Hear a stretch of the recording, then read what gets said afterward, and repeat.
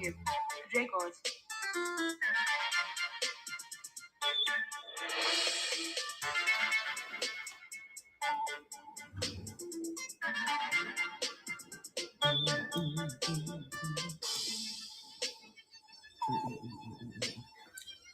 Okay. Good morning. Good morning.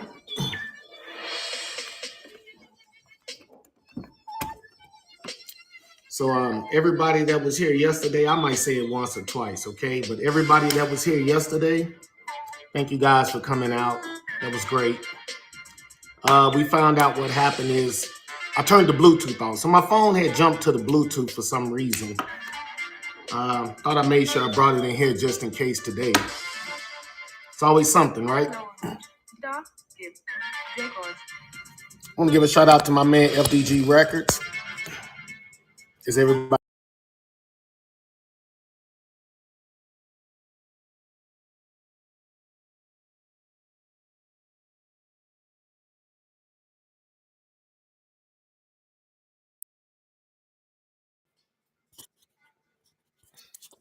Okay. Again, I'm gonna give a shout out to my man FDG, my man X over at FDG Records, for all the beats he gives me. I'm not that great with the beats, but I love the sound. You know what I mean? How you take sound and arrange it a certain way, give it, I guess, depth and all of that, right? All right, y'all. Good morning.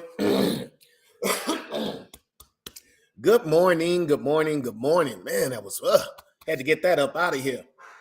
Well, today, y'all, again, I want to, here we go again, apologizing for technical difficulties. That's getting old, and I want to make sure I do better. But so basically, my Bluetooth, the case yesterday, it fell over, and it activated.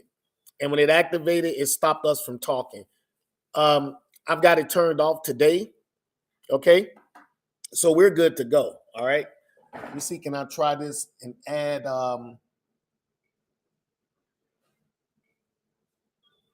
Facebook back in?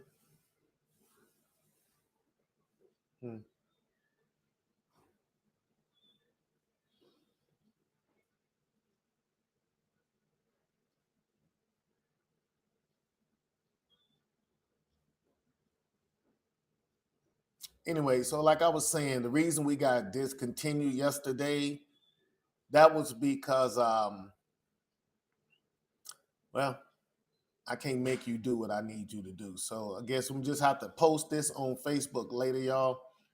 But again, we still should be on all three platforms: LinkedIn, X, Instagram, whatnot, and I think YouTube. Okay, we shall find out. Sorry about that today, Facebook, for you since you guys didn't make it. So what were we talking about? I was talking about the Bluetooth yesterday, right? Which is insane, but that happened. So that's what happened, y'all. My phone connected, which actually put me in the kitchen, and you guys couldn't hear me. So that's why we had the sound discrepancy yesterday. Anyway, so let's go ahead and get to it. So I have to do an extensive recap over yesterday. I'm not going to show those videos because today is for Manette Lagos, right? Welcome to FLUX Vision. I'm W.L. White III, your curator, facilitator, host, whatever, all those little words that mean that I'm going to help you journey through the flux continuum. Whatever we've been doing in the flux continuum, one moment.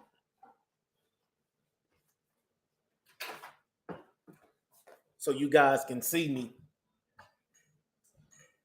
All right, there we go. So you guys can see me. So anyway, we were talking about the flux continuum, right? So what have we been doing so far? I've given you guys not an extensive, but I've given you guys a good detailed report on each of the individual guys, the Zodiac Guardians. Here are the Zodiac Guardians, okay?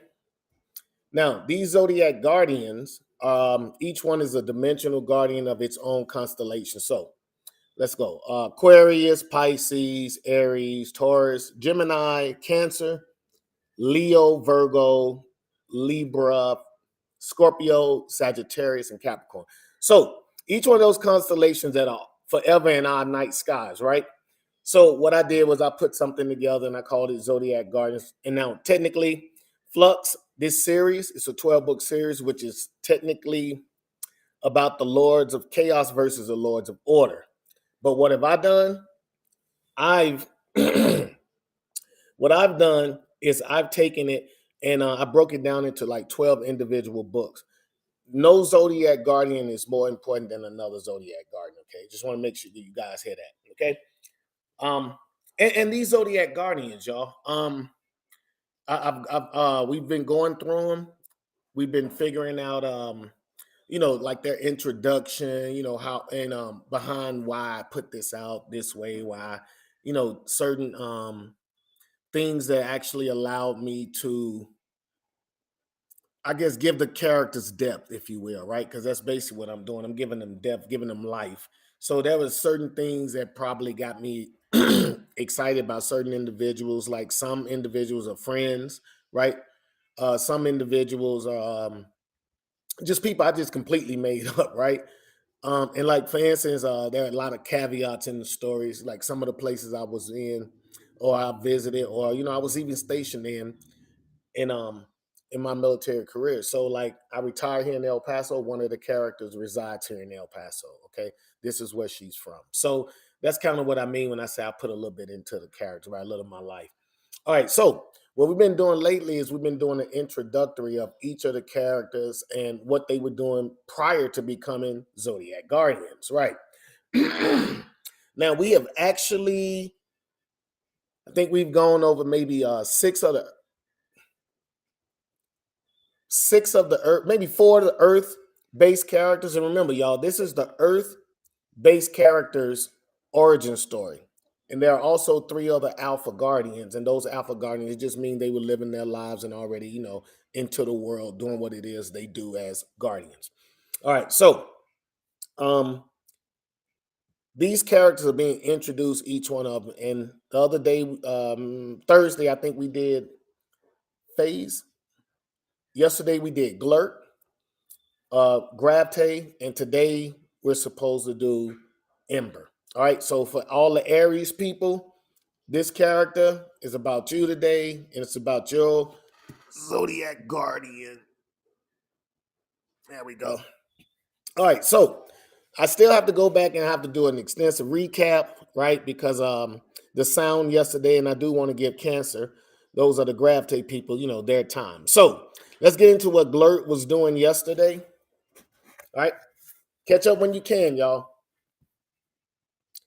Okay, so Blurt came back the same way the Earth-based characters came back, but he came back in Cancer. Okay, so let's take us to the magnetosphere, Cancer influence, Milky Way galaxy. Okay, so if you guys do remember, Cancer was pulled into our dimensional realm, right? But that's back in the beginning of the book. We're on page 68 now with Glurt, and we're talking about him being in the magnetosphere, and he's coming back from. Let's put Glurt up here. Glurt is coming back from. Well, I said I wasn't going to tell you guys until book 2. So anyway, he's transported back to where Cancer, his planet, is, right? And remember, he touched the orb and then he vanished. Okay, he's back now, or he's coming back, and the light, it basically spews, not spews, but it forms into a Galaxian form. Okay, so remember, Gravte or Glurt was a Galaxian, but he was still on the council too. But he was a Galaxian on the council, which gave him so much stature, right, in their civilization. So after that, Glurt, when he came back, okay, so he has one of the orbs, and it's the Gravtate orb. So basically what happens is nanotech armor is spewed across his form, right, giving him that dimensional guardian look, right? You see him, right? So his face is covered, his antennas are covered with Q quartz. That's quantum quartz for you guys, if you're still catching up. Q quartz. And Q quartz gave him, the Q quartz on his face, right? Basically, it allows him to not necessarily spy, or during the Gifts of Power ceremony, the Q quartz basically allows them to share, not a hive mind, but share thoughts, if you will, right? So Glurt was exposed because of the Q quartz and the antenna, right? So he was exposed to ingenuity, and I'll get into what ingenuity he was exposed to later. All right. So anyway, he receives the bio engine called Gravtate. Now, even though he's been exposed to ingenuity, he's still an instinctual character. So that's why he didn't change his name. He didn't alter his name. He just called himself Gravtate because Gravtate to him is who he has become. So anyway, Gravtate now. After he wakes up, he looks around because remember he's in the magnetosphere of Cancer and it's weak. It's extremely weak, right? So he's looking around at it and he can actually see how to repair. So his moon is leaving. He repairs it. Well, he grabs his moon and stabilizes around Cancer. He fixes Cancer's gravitational influence because it has been altered when it came into this dimension. Remember, it was stripped of a lot of things, right? And then it was just dropped here into this dimension. So basically, what he does is he takes that and he puts it in like a in like an orbit, but it's not an orbit, y'all. But it's kind of like an orbit, right? But there's so many stars, it's like a semi-orbit, if you will. That's kind of how I see it, a semi-orbit. So anyway, he grabs an asteroid too, and he infuses it to stabilize around the moon. So basically, he gives his moon a moon. TriQ3 has a moon now. All right, and then after doing all that, he's extremely exhausted. So he's wiped out. He rests while he's in the sky, and then he returns to the planet after he wakes up. And when he gets back to the planet, everybody's like supreme, supreme, supreme. And in his language, supreme means Lord, which means like a god. So he becomes supreme Gravtate to his people because not only did he fix the gravitational influence, that pretty much spread out to the magnetosphere too, right? And which holds all of our, the air and stuff they breathe. So yeah, he basically stabilized that, and then he gave TriQ3 a new moon. So, all right. Anyway, he talked to his people, right, through something called the exchange, and I explained what the exchange was yesterday. It's basically a hive mind for the insectum race. Okay, so everybody can connect to it. Right, you can even get lost in it, almost like a little video game. Right, you can share thoughts. For those who are disciplined, they can actually like block some of their thoughts, right? They don't have to actually share everything because some of the ones who are not disciplined, their minds are just open to everybody, right? It's not like they can influence you and sap your will or anything, but they can uh put out strong suggestions if they are disciplined, if you will. And for those who got weak minds, they follow. They like the lamb, right? They like lamb. So anyway, when Gravtate comes back, and he doesn't like actually do it himself. He has a commander that does it. So this kind of phases us into the next guy, Commander Crinte. And Commander Crinte is like W.L. White III when it comes to reporter, documentarian, and all that. And what he is like a communications general, and he's in charge of communications and management. So he's more like the right hand. Now it's not official, but he's kind of like the right hand of Gravtate now because Gravtate always tells him what to put out. Okay, so he's like the guy who chronicles what's going on with the Bakrata, so you guys can follow. All right, man, because it's basically gonna be in both books. All right, so Commander Klimte, he basically puts out all the Glurt's correction, Gravtate's orders. He makes sure all of the commanders who are getting ready to go out into space, because that's the first thing Gravtate wants to do. I guess he wants to conquer. He got power now. First, it was about saving the people more, but he's also conquering in the name of his people, if you will. So now he's going to use this his ceremonial orb, and he's influencing. Well, he's telling Commander Klimte to let all the commanders know those are like the ship captains. Okay, so what the insects, they don't travel with like technology; they travel with biotech, if you will. That biotech is what they use to They use okay, it's called a merge, right? Muergg, and a merge is like a mountain ridge. That's like what it is, right? So imagine a moray eel, yeah, a moray eel covered in rock and um like a mountain ridge, right? It's like 15 to 20 miles long. They can get up to 20 miles long, uh, and they can fly. So the insectum race, the Bakrata, they use that.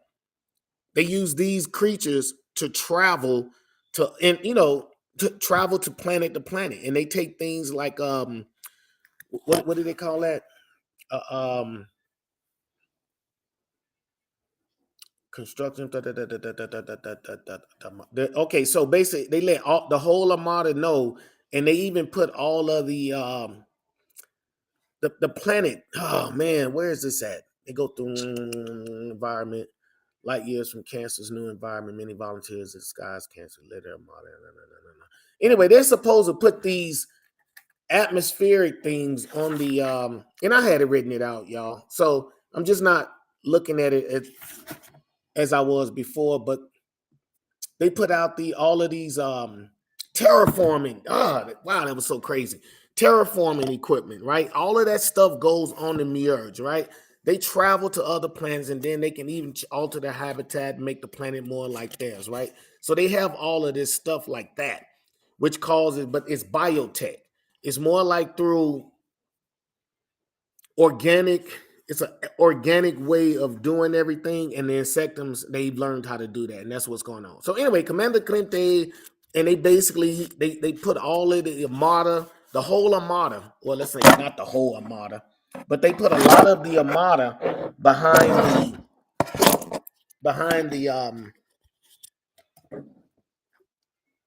the merge, and the merge take them into the what was I saying? The merge take them into hyperspace, and then hyperspace take them to wherever they're going. So that was just my quick backup of that, y'all, because I was studying more on Monet today, and I can't believe I kind of got lost on what I was doing with Commander Clemte. But anyway, Commander Clemte is not officially the right hand of Supreme Gravite, but he is like and unofficial right now, okay? And that's just for right now because we don't know what's going to happen in the future. All right, so anyway, let me go ahead and put out that I'm gonna go ahead and play this video for you guys, and video is for Monette, okay? And this way we'll be able to talk about what this character does and everything. That was just a quick backup from yesterday because my Bluetooth, which is crazy, it's always something, right? But I turned the Bluetooth off today, and all the steps that I've made wrong, I have corrected those, so we should no longer. I'm even taping down the connections to the computer and everything. When I got you guys' attention, I want to make sure I keep it, okay? All right, so one moment, y'all. Let me put this video on.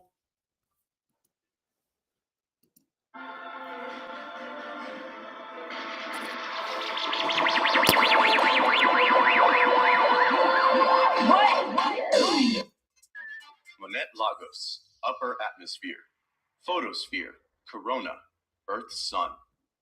The sun incinerates all that is ensnared in its gravitational influence. At 10,000 plus degrees, it provides light and heat to the solar system. An ancient artifact of unknown origin blinks into this plane of reality, discharging sparks of alien energy. The artifact siphons energy from the sun's coronal environment. That energy is molded into a female human form. As a crimson cyanotech alloy streams from the orb, it protects and coats the form. Yellow Q quartz smears across the face, head, and lower abdomen, with hair that radiates light, yet does not emit thermal energy.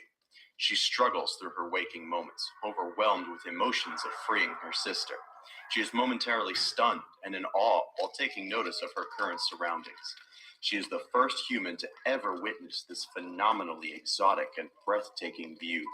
The Imperial Codex has gifted her with cosmic awareness. It further prepares her mind for evolved thinking. After orienting herself to the solar system, she takes notice of her new form. A smile creeps across her lips. She looks amazing. While admiring her exoskeleton, the message embedded in the Codex gives pause to her vanity. She recalls a universal event that will span the heavens, an event so catastrophic that the Gifts of Power ceremony has inevitably been set in motion. She has received the Omniversal Bioengine Inverter, Kindle, granting her the ability to cause exothermic reactions in most universal substances. She can further control and manipulate the source of any fire exposed to her. Someone previously violated her sister's freedom. They will soon answer to Ember. Her newfound power will ensure her sister is avenged. As she notices the sun moving away from her, Ember realizes she is not a slave to gravity. As the sun continues its journey, Ember scans the solar system and locates Earth. It glows with a beautiful blue aura, the brightest of all the planets in the solar system. She unsheathes the chain machete and strokes the blade as it emits a harmonic sound. An ethereal fire burns along the machete, a fire that burns more than physical matter. The machete sings its name to her. It is holy, a splintered fragment of divine cherub. With her new bioengineered heart, she expands its solar field and blasts off for Earth. The anxiety of her sister's kidnapping is definitely taking a toll on her mental stability. When she is seen from a distance, Ember glows as bright as a star. Even with her streaking across the solar system at top speed, it takes almost an hour to reach Earth. Ember doesn't slow down until she enters Earth's upper atmosphere with only one objective in mind: to save her sister. Taste.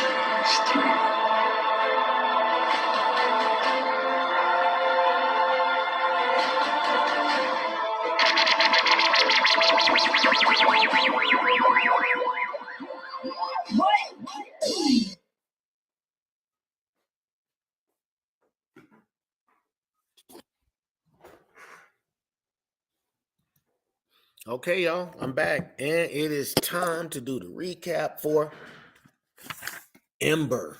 Yeah, that's who we on right now, y'all. We on Ember. All right, so I've been getting so much help lately, how I should be doing things, you guys. So I just want you to know things will be getting better from now on. There will be this a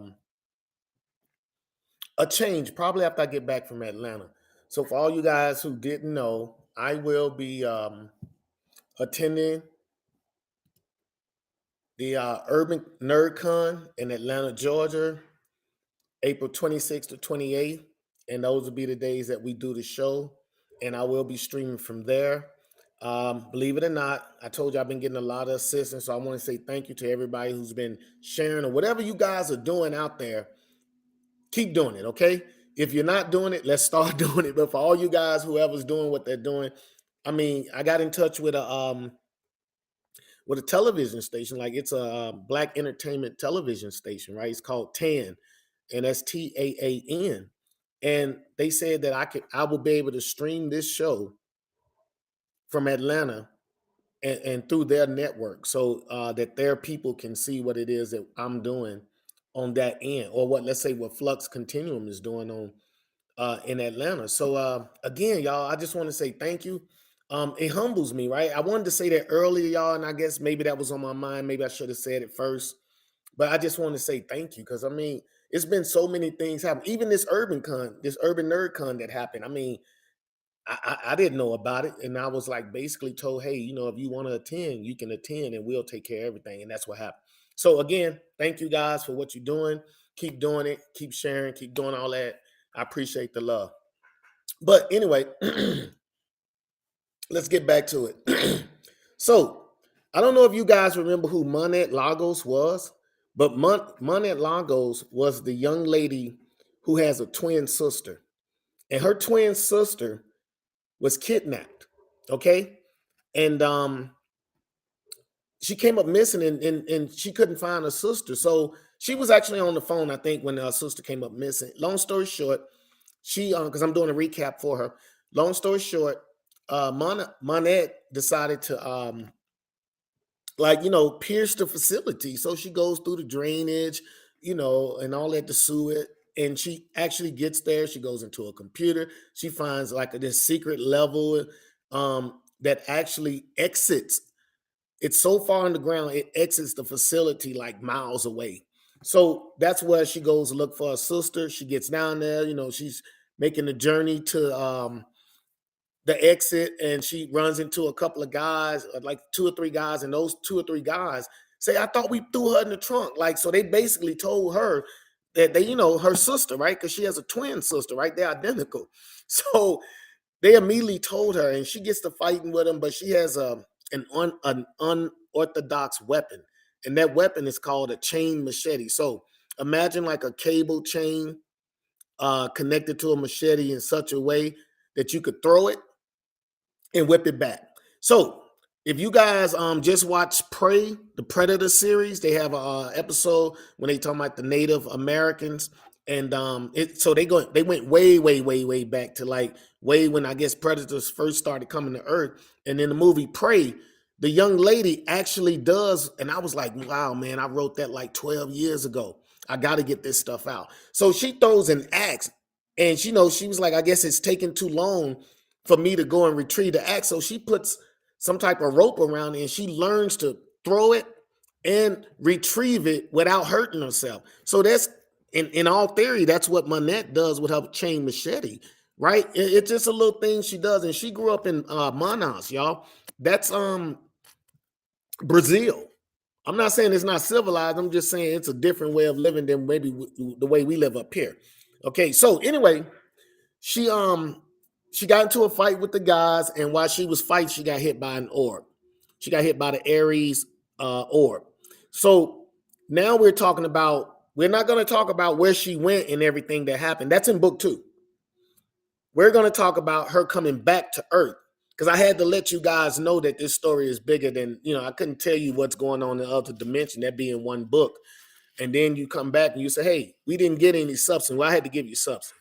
So anyway, Manette Lagos, when she comes back, she's believe it or not, she's actually in the what do you call it? Like the star soul. I call it soul. Our star. She's floating in the corona of our star. That's what type of power she has. So y'all have to understand. That's why I mean these orbs are like, they come from angelic, celestial. So they celestial in nature, greater than mortal. Celestial, right? Greater than mortal. So they don't do it at a mortal level. Anyway, she comes back. I'm not saying Ember is vain, but she thinks she's cute. So I kind of try to give you that and let you know that about, she checked herself out, was like, And remember, the Cynanotech armor, it's mentally stimulated to put this is how she sees herself with her abilities. So she created this mentally and then mentally projected it through the armor, and the armor took form, if you will. When it spewed the Cynanotech armor from her, that's what she was doing. So she created this 2-piece. This is what she wanted to wear, okay? I just want y'all to know that. I mean, I had a little something to do with it, but not too much. Anyway, after she wakes up, she looks around.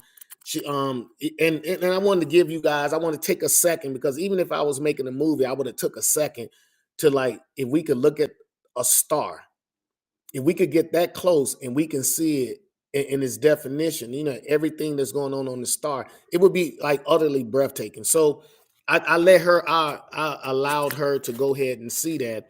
And then she immediately, just like everybody else, what was I doing back on Earth when this happened? Bam. So after she gets the Kindle, because that's the name of the orb within her. Okay. I know it's the Ares,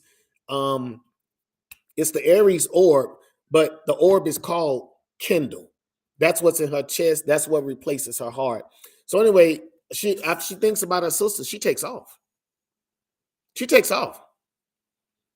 And she takes off for Earth. Okay, y'all. She's on a journey ultimately to make others, or to find her sister. Let's just say some people gonna pay for it. But before she does that, she actually takes out. I wanted you guys to know that her chain machete had changed. It had been altered. It had been infused. And at the end, you will find out in book 2 why, or when it happened. Her chain machete became ethereal, kind of. So ethereal in the flux continuum is the plane of existence. It's not an ascended plane, which it is an ascended plane, but it's greater than that. It's the plane between, it's the realm of reality between heaven and earth. Okay, so it's not an ascended plane, an ascended mortal plane.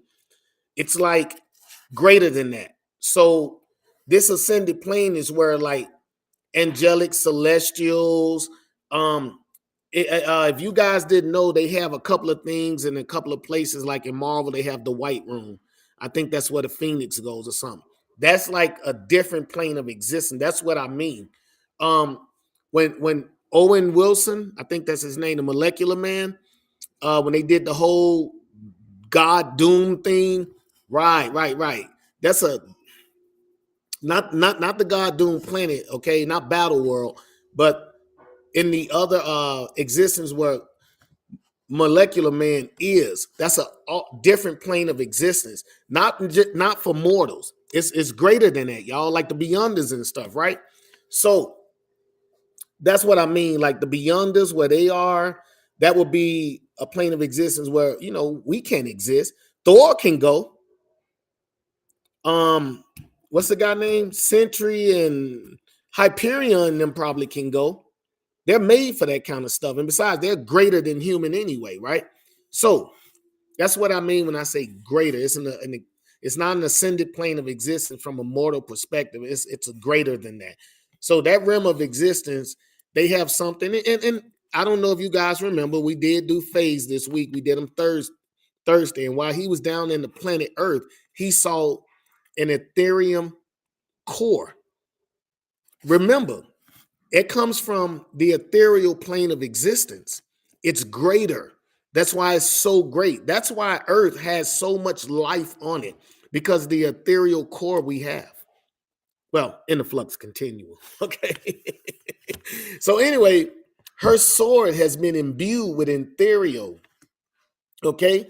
And when she touches it, it almost sings her name. It's almost like harmonic. So when she uses this, y'all, I mean, she's deadly with it too. And she doesn't always have to use the chain, but she can, right? So it's just letting y'all know that she's is she the first one? No, Intech was the first one, I think, because he has the quantum bands. Pulse, no. Yeah, and then she's the second one with a weapon. So all dimensional guardians don't have weapons. But for those who do have weapons, well, for those who don't have weapons, they might acquire a weapon later down the line. Okay, I can't give them everything up close. Some have to fight for certain things. That's what the notes say that I have. Some of the guardians have to fight for certain things, and they have to achieve certain things along the way. They have certain realities that they have to come in. It's like growing a person up. So that's kind of some of the stuff that's going to happen. We put this back on.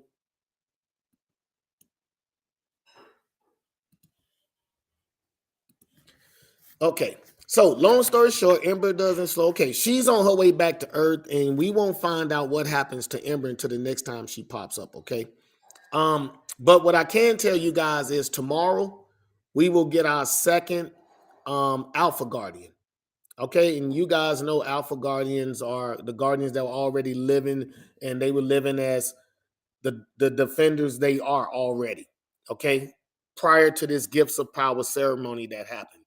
Okay. Tomorrow will be about Fame. This is Fame. Tomorrow will be about him.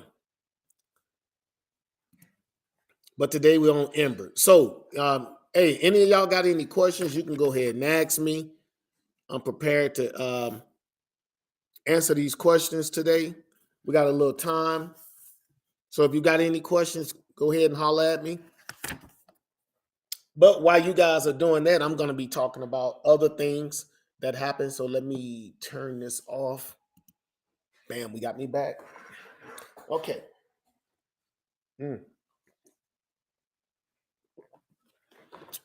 I know this coffee is so delicious, y'all. It's vanilla caramel. Okay. Okay. So, I have some more merch that I'll be putting out on the Whatnot store. Something new for you guys, right? I mean, I know you guys go out there and you look and you go, why that, right? Well, what I'm doing now is I'm doing mini posters of each individual Zodiac character and info, bio. And if you want to know more, you just hit this QR code down at the bottom. It'll bring you to me. So Right now, I got so many that I'll be taking to Atlanta with me. Remember, Atlanta, Georgia, Urban NerdCon, April 26th through 28th. That'll be a Friday through Sunday. And then I'll be back next that Thursday after, and we'll continue as we are. So, as you guys can see, I have all of them from the cards, from the posters. Okay, so I do sell these posters, and I do need to get them.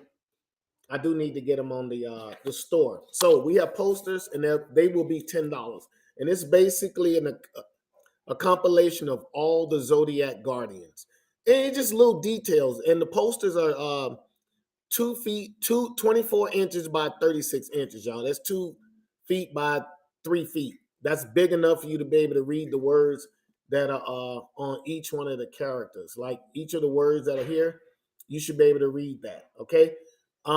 This because it's a big poster. It's a big poster. It's like a wall poster, like the ones you get at the movie theater. Okay. All right. So that's what this is. These are just the individual because some people, don't want all of them. They just want to shine with what their Zodiac Guardian. So I got those broke down. Okay. I got those broken down. As you can see, they are 8.5 by, no, they're 9 by 11. 9 by 11.5 because they're laminated. Okay. And each one of these, I don't know if you noticed, each one of these has a signature and the company seal embedded in. I don't know if you guys can see that. The company seal. Also, because this is Aries Day, I'm going to make sure I use the Aries character. Here we go. I can put these behind. Here we go. So, I also have these. And these were drawn by one of my partners, OJ, for One Man's Dream. You guys see that? That's Ember. And it gives you a little information down here on her. Give you a couple of. These will be $15 too, but they also have. My bad, y'all. They also have my 3 novels, graphic novels. That's what you see after the tagline in my social media. You'll see the 3 books, 1, 2, and 3, and then we start with the characters. And down at the bottom, that last book or that last image right here, this is supposed to be an Ash Can comic. For you guys who know what Ash Can comics are, that's why we got all the information for the characters. It's more like a introduction to the sci-fi world and to the comic community, and let them know, hey, I'm coming. So I want you guys to know I attempted to do it officially the way it should be done, but what happened is, money. It's what it comes down to: money and support. So I want to make sure I'm able to make things that you guys are willing to support. So remember, I got 3 graphic novels out. Books 1 and 2 are $20 a piece. Book 3 is $25. It can be bundled at $55. Okay. So that right there, to me, that's me giving back right there too. So books 1 through 3, right there. They give you a detailed insight of the story. They also have a glossary in the back. They also have character bios, right? They come complete with all of this so that you can get a true feel for the story, right? It's to enhance your reading experience. That's what I call myself doing. Okay. I can't wait till we get here, y'all, to the anti-gods and deadly sin. This is me teasing y'all. Yeah, we got a little ways to go though. All right. So when I can get, I guess, more expensive stuff, like maybe characters and or what do they call them, the bust and all that, then we'll get there. But for right now, I have the mini posters. I will put those out. I will put those out when I get back from Atlanta. Because I only made so many to take with me to Atlanta. But if you guys, if I see something in the comments, somebody saying I gotta have mine, then maybe I can make you one and go ahead and get it, put on the store so you guys can go ahead and grab that. But anyway, y'all, look, I don't hold you guys. I can talk about this every day, all day, because there's so much. Remember, I'm on book 5. It's a 12-book series, so you guys will be seeing me for a long time. Matter of fact, you're gonna spend so much of my life with me. Yeah, we have almost a year's worth of these video clips that I do. Kinda, kinda, kinda. Not really. Maybe 6 months, especially the way I'll be doing it. Because sometimes I do two. About 6 months, y'all. About 6 months. So I know you'll be rocking with me for 6 months. And after that, then we'll get in possibly into book 3. Um, and we'll be going back. Oh, you guys don't know about the comic book I was trying to get done. So, I mean, I'll probably bring some of those images forward so you guys can see those images too. I want you guys to know I've been humping, all right, for 12 years, putting in the work, but it's, I mean, I guess it's not work really because I kind of enjoy it. I kind of enjoy it. So I guess it's not work, but I do hope it's profitable. Um, I still don't see any questions.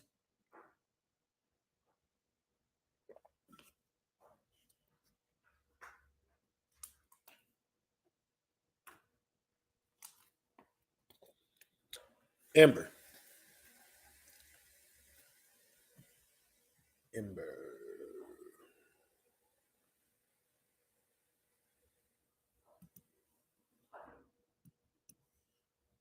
Ember is the master of all fire, regardless of the dimension in which it originates, because we jump dimensions here in the flux continuum. She has the ability to generate and manipulate plasma. That means she can focus her power, her will, so that it produces plasma. Plasma burns hotter and brighter than thermonuclear fire. I'm not saying she can take a nuclear bomb because there's so much more that comes with the force behind the nuclear bomb, but the heat itself, it's not a problem. She can discharge intense blasts of corrosive fire, which she has deemed alpha blast. What is alpha blast? It is an alien fire. I consider it a smart fire that behaves like a chemical compound, kind of like acidic in nature. You know what I mean? A fire that actually, when they show you a fire burning through, they always show you it's dripping and all of that, but her fire is more intense. It actually caused the chemical burn, like, but it's burning too, though. It's burning. All right. She can generate heat-seeking discharge. That means she can tailor a discharge to your temperature, and it'll chase you. I know it's crazy, y'all. It's crazy. All right. Generate heat-seeking discharges, which targets an individual's body heat. It burns until it reaches an intensity that will consume its target. There are a few substances within the universe that she cannot burn through. Her smart fire is exactly what it is. It generates its own heat and it gets hotter. It gets hot enough until it starts burning through whatever it hit. So wherever because it don't have to be the intended target, right? But the smart fire, when she burn, when she touch something or she shoot a beam at something, and it's almost like I kind of saw it like in a video game. So it's a like a delayed blast. So it's burning you, but if you can deal with the heat, you continue to move and fight up until you reach your heat index, right? Your heat point, and then you start burning. Then you go through it. So it's kind of like that. And remember, she's fighting people on not celestial levels, but they're more powerful than her. So, she has to be able to cause damage somehow. That and holy make that happen. Okay, where we at? Me. Okay, so her hair appears to be ablaze with fire, but it does not radiate or produce thermal energy. I've always saw those in the comics, how the woman has the fire hair, and I just had to have my own fire hair, y'all. I mean, I'm just being honest, y'all. I think that's so sexy on a woman, fire hair. Oh, that's so dope. Okay, so Ember is considered a treasure to some life forms. Her presence brings forth solar energy. Her exoskeleton her exoskeleton is essentially a self-sustaining environmental armor, forging her into an ambient energy-absorbing conduit for generating exothermic reactions in most universal substances. She can further control and manipulate the source of any fire exposed to her. That means hellfire, y'all.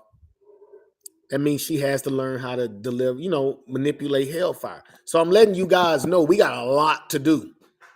She can the Ember's organic heart was replaced by the Kindle. Yeah, I did mention that right earlier. Her heart. So each one of the Earth-based harbingers, the Zodiac Guardians, they their hearts have been changed. So there's a that orb that hit them. That's in that like hit their hearts, and it coated their hearts and the whole nine. It altered them down to, I'm not gonna say subatomic, but at least cellular level easily, because it coated everything in their body. And then the Aries symbol resides or rests within the center of our heart. It's kind of, you got to look at it kind of like that. Okay. All right. So Ember's presence is, she is the greatest of the energy wielders. She can destroy more in one discharge than any other. And that's because that smart fire continues to burn. We will find out, or in the story, it will be burning up some stuff. Okay. Ember's presence is usually felt long after she's gone. The Starquake is her ultimate attack. It is capable of incinerating a small island. It is so volatile that it burns the very atmosphere. Ember is equipped with a chain machete she refers to as holy. It is capable of inflicting physical and metaphysical, that's spiritual damage to an opponent. Did y'all hear what I just said? Because it's part of cherubim, the divine sword that protects the Garden of Eden, it's a fragment, right? Let's say, somebody got into a sword fight with the sword cherubim, and that little bitty fragment, that little chip that came off, that's what was used to make her new chain machete. And it also, even though it causes physical harm, because it also causes spiritual harm, or it can be used. Remember, that's why it has that harmonic sound. I did put this out. I want you guys to know I put a lot of work into this, okay? The chain machete is imbued with multi-dimensional alloys, making it indestructible within the universe. It contains a splinter fragment of divine, the light bringer. Okay, so what I was saying there was that multi-dimensional alloys, that's from the ethereal plane of existence. Remember, it's greater than mortal. So where did the gods come from? Where did Zeus and all those guys come from? They came from the ethereal plane of existence. I've been working with Flux, and I'm looking at it a little different, but you guys will be able to see. You will be able to see. I think I'm gonna use the entire solar system. It has to be the solar system. But anyway, that's about it, y'all. Today was about Ember. I just read her little bio for you guys to hear.